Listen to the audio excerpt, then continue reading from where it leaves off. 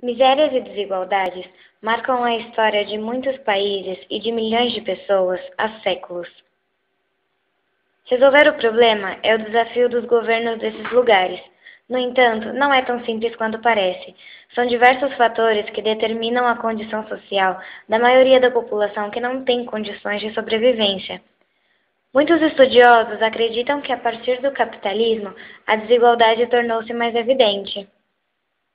A pobreza acentuou-se no século XVI, com a dissolução do mundo feudal e o surgimento do capitalismo. O capitalismo nada mais é do que um sistema em que a força de trabalho se transforma em mercadoria e se coloca no mercado como qualquer objeto de troca. Neste sistema, de um lado, existem os capitalistas, aqueles que possuem os meios de produção necessários para transformar a natureza e produzir mercadorias. Do outro lado, existem os trabalhadores ou proletariado, que são aqueles que nada possuem, a não ser o seu corpo e a sua disposição para trabalhar. Sua força de trabalho torna-se sua mercadoria. É só como possuidor dessa mercadoria que o trabalhador interessa ao capitalista. Estão excluídos, portanto, da vida social capitalista aqueles que não são donos sequer de sua força de trabalho, como, por exemplo, os velhos, os loucos e as crianças. É preciso ter sempre em mente que as relações sociais no capitalismo têm por finalidade a acumulação de riquezas e não uma convivência social justa. Então, onde surgiria a evidente desigualdade entre o trabalhador e o capitalista? Segundo o sociólogo Karl Marx, para descobrir isso, é preciso acompanhar o capitalista e o trabalhador na produção de mercadorias. Só aí se revela a exploração do trabalho humano no capitalismo. O valor que a força de trabalho produz, quando utilizado pelo capitalista, é superior ao seu próprio valor. O capitalista adquiriu a força de trabalho por seu valor e passou a ter o direito de utilizá-la por, digamos, 9 horas por dia. Se, por exemplo, em 3 horas de trabalho o trabalhador produz um valor correspondente ao contido em seu salário, as outras 6 de uma jornada de trabalho são tempo de trabalho de que o capitalista se apropria gratuitamente. O valor produzido nessas 6 horas é algo além daquele contido no salário. É um valor a mais, chamado por Marx de mais-valia. Tal é a origem do lucro capitalista e da desigualdade social no capitalismo. Perto de nós, temos um bom exemplo.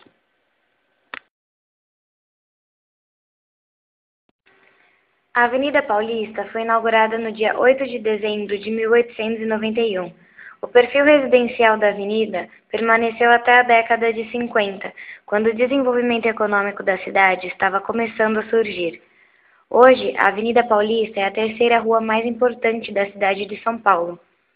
O PIB da capital paulista é de 102,4 bilhões de dólares. Isso corresponde a 12,3% do PIB do Brasil.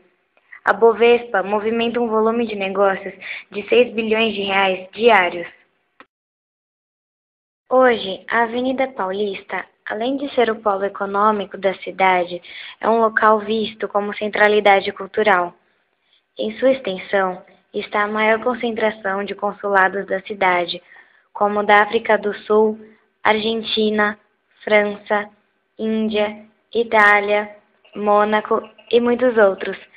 Pela Avenida Paulista passam mais de 5.700 carros e 1.400 ônibus por hora em horário de pico. A Avenida Paulista é endereço de lugares importantes, como a Casa das Rosas e o Hospital Santa Catarina.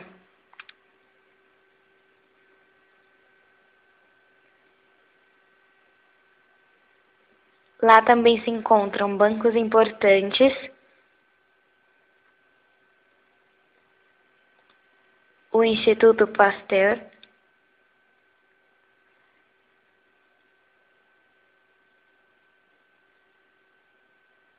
a Faculdade Casper Libero, com a maior antena da avenida, a TV Gazeta, a Fiesp e o Museu de Arte de São Paulo. Na avenida se encontram as estações de metrô Trianon-MASP, Brigadeiro e Consolação. A Rua Augusta é uma importante via arterial da cidade de São Paulo.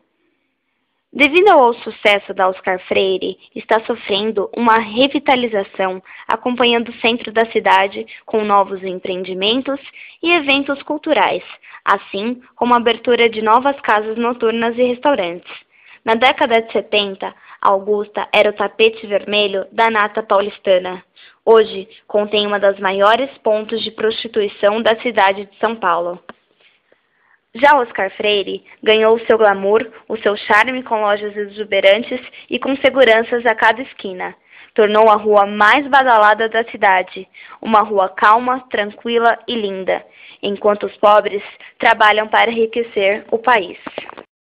E no meio de tantas ruas luxuosas, empresas importantes e muito dinheiro, ainda conseguimos ver claramente o poder de nosso sistema capitalista, onde no meio de engravatados existem pessoas se alimentando literalmente de lixo.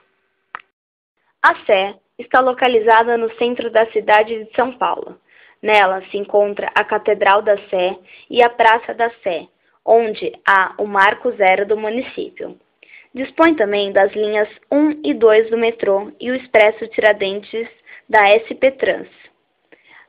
A Sé é a área de ocupação mais antiga da cidade, conhecida como Centro Velho. Hoje em dia, virou uma espécie de ponto de partida ou baldeação para os centros empresariais, como a Avenida Paulista ou a Barra Funda, tanto que a sua estação de metrô é uma das mais lotadas, perdendo só para a Barra Funda.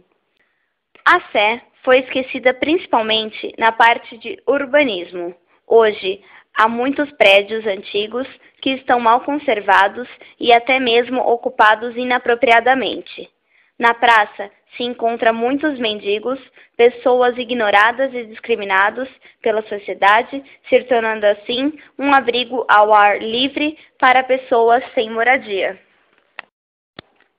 O Distrito da Lapa possui um dos melhores IDHs, Índice de Desenvolvimento Humano da cidade de São Paulo, sendo um dos bairros mais bem servidos de infraestrutura urbana.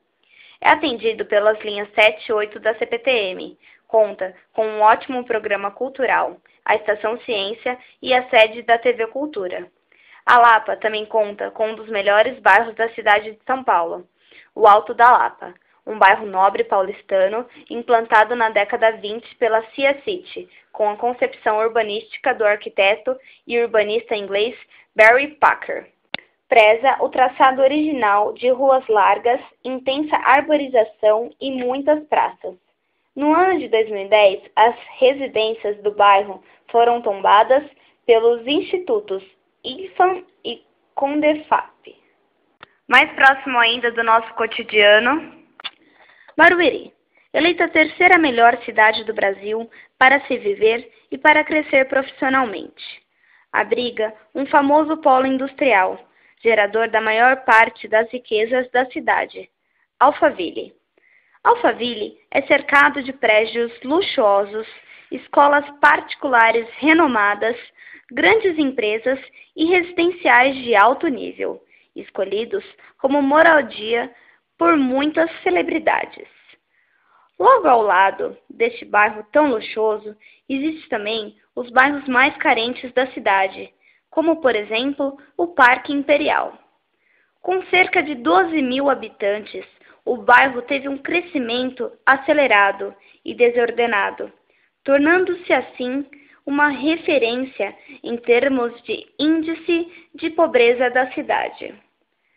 A maior parte da população local trabalha no centro de São Paulo, Osasco e principalmente Alphaville. O limite entre os bairros Parque Imperial e Alphaville é uma evidência concreta da desigualdade social existente na cidade. Próximo a um centro de cultura, construído pela prefeitura no Parque Imperial, cercado por um muro de grande extensão, está localizado um dos mais luxuosos condomínios residenciais da região do Tamboré. Os muros deixam bem claro a desigualdade, não só por imóveis, mas também dos costumes, da educação e da cultura dos habitantes de cada lado. O mais interessante ao se observar é que a riqueza possuída por um lado do muro foi adquirida em boa parte pela força de trabalho dada pelo outro lado do muro, uma vez que a maioria dos habitantes do Parque Imperial trabalha em Alphaville. Um outro ponto a ser observado é a existência de uma enorme e desordenada favela nos limites do Parque Imperial com Osasco, ainda mais carente do que o bairro citado. Foi construído um muro exatamente nesse limite, sem se explicar o porquê, escondendo toda a favela que existe do outro lado. Percebemos então que a desigualdade deixou de ser apenas uma ideia ou algo teórico. A desigualdade agora é física. Bairros luxuosos são separados de bairros carentes por muralhas, enquanto os bairros carentes também são separados de outros mais carentes ainda, por muralhas também. Nos últimos anos, o bairro do Parque Imperial, bem como os outros bairros mais carentes de Barueri, tem recebido diversos programas sociais de apoio à população propostos pela prefeitura. Muita coisa já mudou, sim, mas muita coisa ainda deve ser aprimorada.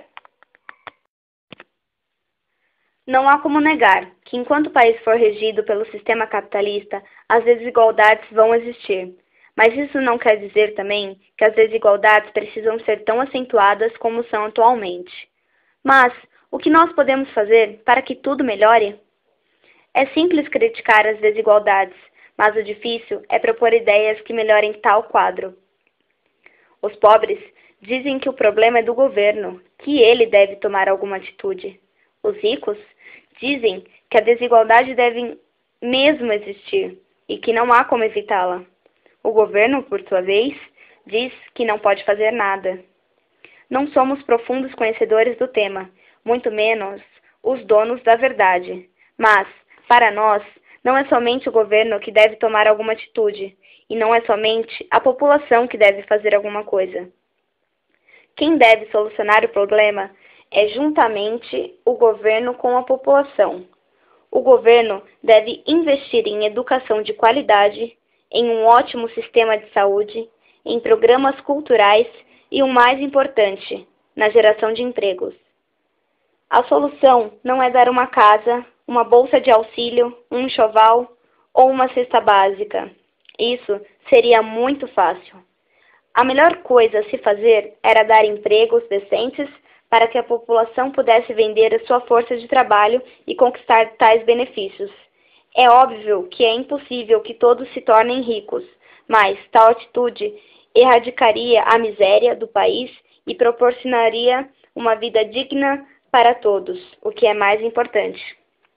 Por outro lado, a população deve se empenhar e ambicionar uma vida melhor, aproveitar todas as oportunidades possíveis para mudar de vida, e não se conformar com a miséria como tem ocorrido em nosso país.